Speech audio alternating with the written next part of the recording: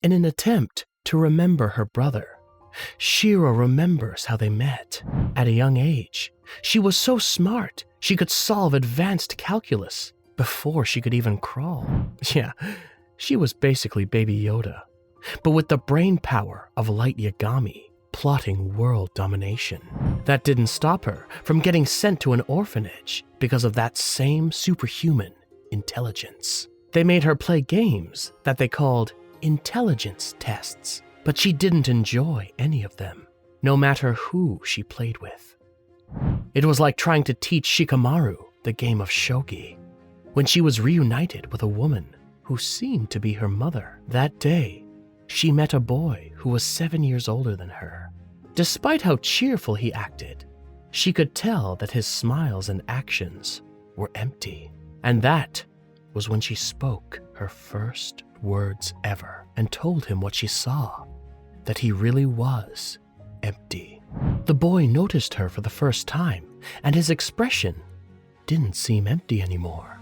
And when he looked at her, she also felt less empty. He then asked her if she wanted to play a game. The scene then shifted, and Shiro woke up to find that Sora was fading from her memories, and everything turned black and white. Shiro rushed to the room where Sora should have been, but he was not there. Jibril arrived, and when Shiro asked her who her masters were, Jibril said that Shiro herself was her master. Sora's disappearance was shown with the world remaining in black and white, and the music stopping. Shiro felt very alone and began to doubt her memories of Sora. Despite this, she held onto the belief that blank, symbolizing their shared strength, never lost. She declared this out loud, and as she did, the world changed back to color, proving that Sora did exist, and we weren't in the 1950s. The trio realized that a day and a half had passed with no memories of Sora. Shiro reflected on what Sora had said before he disappeared, and suddenly understood that the game might have involved erasing each other's existence. A game between Sora and Clammy. The scene shifted to a dreamlike interaction between Sora and Clammy, where they were wagering their existences and full control over their partners. Shiro realized the game might still be ongoing. She noticed Othello stones on the floor, which were part of the game Sora and Clammy had been playing. Shiro understood she was involved in the game and figured out what Sora would have wanted her to do. Even though she couldn't see the board, Sora had given up his existence so Shiro could continue in his place. Shiro picked up where he had left off, making precise calculations and playing the 3 Othello stones one by one. Her actions confirmed Sora's existence, won the game, and brought him back to the real world. Sora reappeared, and the siblings shared a heartfelt reunion. Having won the game, Sora gained Clammy's memories and altered the elf's memories to make her his spy. With the assurance that Sora wasn't working with other nations, Clammy trusted him.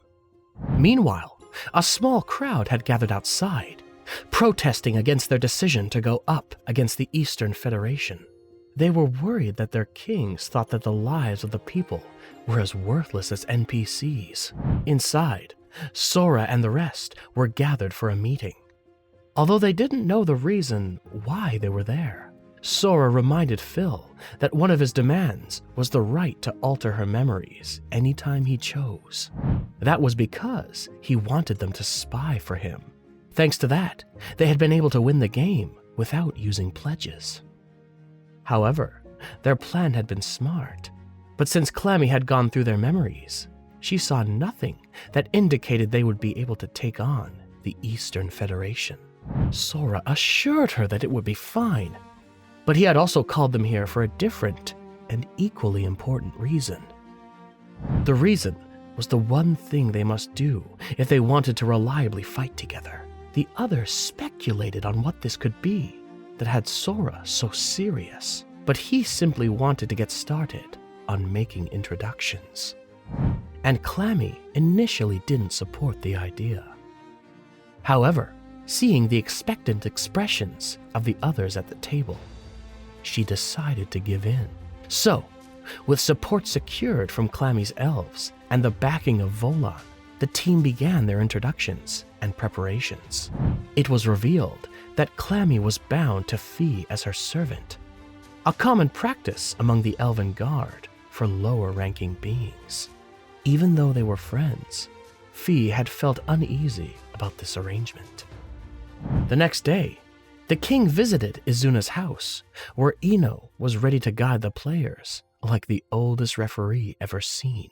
Before the game started, Sora had cast a special spell on Stephanie. The game began with the Kingdom of Elkia, represented by Sora, Shiro, Stephanie, and Jibril, facing off against the Federation, represented by Izuna. Clammy and Fee were present to ensure that the Federation didn't cheat openly.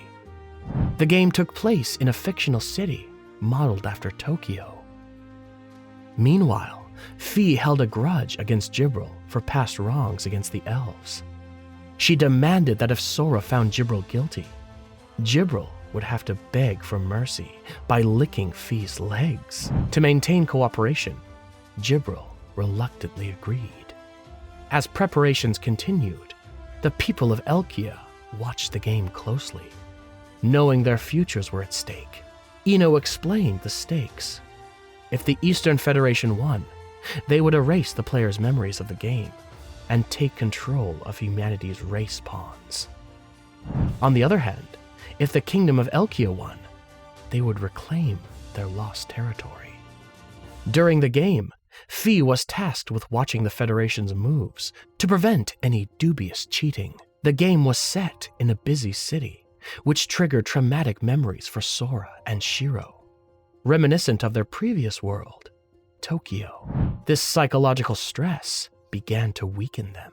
With the game set, the players took a look at their surroundings, and Sora and Shiro were horrified to see where they had ended up. Despite the grand speech he had given, they realized that they were in the streets of Tokyo. The saviors of humanity were defeated by the most terrifying thing imaginable.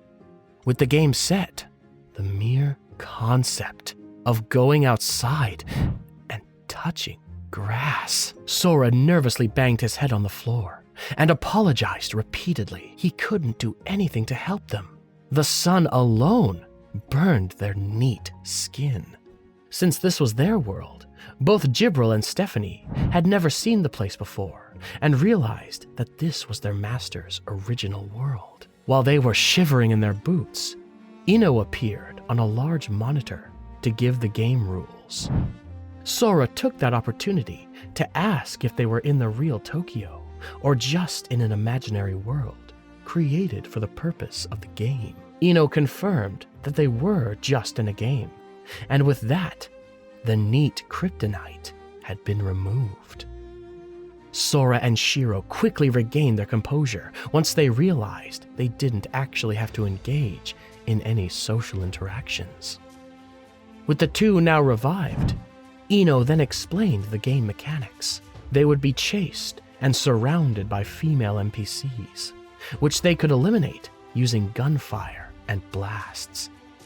Successfully paralyzing the NPCs would refill their weapons' ammunition, while if the NPCs besieged them, their love power would gradually deplete until it was exhausted. Sounds like heaven for Sora, a dream come true for his harem fantasies. Additionally, if Izuna managed to shoot one of them, that person would fall in love with Izuna, including their teammates. This would also replenish Izuna's love power. Sora took this opportunity to enjoy himself and conducted a detailed analysis, satisfying his curiosity by observing a woman's body.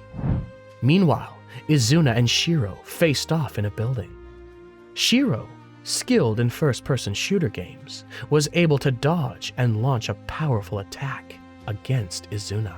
Even with their teamwork, Sora and the others struggled to corner Izuna. They soon realized that Izuna's evasion skills were due to cheating, as Ino was secretly communicating with her, like Pain does with his Rinnegan, providing information on the shots and their locations. This coordination made the situation increasingly difficult for Sora and his team. Shiro, who had fallen in love with Izuna as part of a strategy, pretended to be under Izuna's control. Sora then asked Jibril to take over the fight against Izuna. Jibril, excited by the challenge, engaged Izuna fiercely, while Sora battled Shiro on top of the building. During the confrontation, Sora and Shiro fell off the building. Although Izuna managed to catch them, they tricked her, using the opportunity to their advantage. Izuna used the Werebeast race's special ability, blood clotting, to evade their attacks and maintain her position. The intense match pushed Izuna to use a rare ability of the Werebeasts, making her go Super Saiyan. As Shiro and Sora fled, Sora took charge and employed his bluffing skills. He charged toward Izuna, accurately predicting her movements and dodging her first 2 bullets. However, his predictions failed during the 4th shot, and both siblings were hit squarely in the forehead. A perfect Call of Duty headshot. Izuna, believing she had won, began to relax, and her ability started to fade. But before she could fully celebrate, Stephanie surprised her with a hit from behind. It turned out that Sora's earlier spell on Stephanie was part of a well-thought-out plan. With this final twist, the kingdom of Elkia emerged as the winner. Izuna, feeling guilty for enjoying the game while her people's fate were at stake, was comforted by the duo. Smiling, Izuna accepted Sora's hand to stand up, promising not to lose next time. The team then headed to a bath, accompanied by Izuna and Ino. Stephanie rushed in to inform Sora that the Eastern Federation had already moved their technology and personnel off the continent before the game had begun. Sora, already aware of this, revealed that the game wasn't finished yet, pointing to the representative from the Eastern Federation, the Shrine Priestess. The priestess invited the heroes to her shrine and explained that her plans had anticipated the involvement of the Elven Guard. However, she hadn't expected a Vantheme to get involved, with Jabril being the one who had influenced the Vantheme. She then challenged Sora to a game, and Sora opted for a simple coin toss. The priestess laughed, remarking that it was ironic that despite suffering significant losses, the outcome now hinged on a coin toss. The stakes were high. If Sora won, Elkia would gain control over all the Eastern Federation's territory. If the priestess won, the Werebeasts would have the right to self-rule and secure their rights and resources. The priestess used her blood destruction ability to declare that Tails would be the winning side. However, when the coin was tossed, it landed upright and got stuck in the ground, resulting in a draw. Never seen plot armor this powerful before. Sora adjusted the result by shifting the plate under his foot, declaring that they could either both win or both lose. If both won, the 2 continents would share resources, and the Werebeasts would remain self-ruled within what would now be called the Elkia Federation. The priestess responded that even if the nations united, the Elven Guard would still attack the Werebeasts. Sora planned to defeat them when that happened. He also altered Fi's memory so she would give incorrect information about the game, preparing to bring the Elven nation under his control. As the anime neared its end, the priestess asked what the siblings planned to do next. From the beginning, their goal had been to challenge the ultimate god, Tet. Sora asked the priestess if she had a plan, and she summoned the Old Dews, the highest-ranking beings in Disboard.